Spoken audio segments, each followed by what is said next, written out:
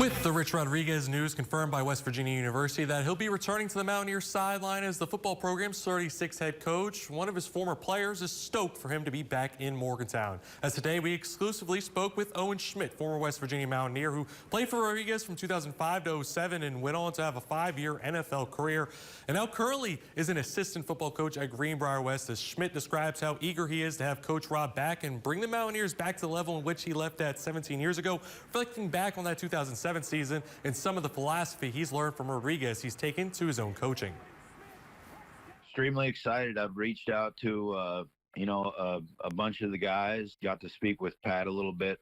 He's going to get his guys right, and as soon as they figure out to flip the switch and buy in, that's what it's going to take. And to the players that are there now, just buy in, man, because I'm telling you, he will take you to the promised land.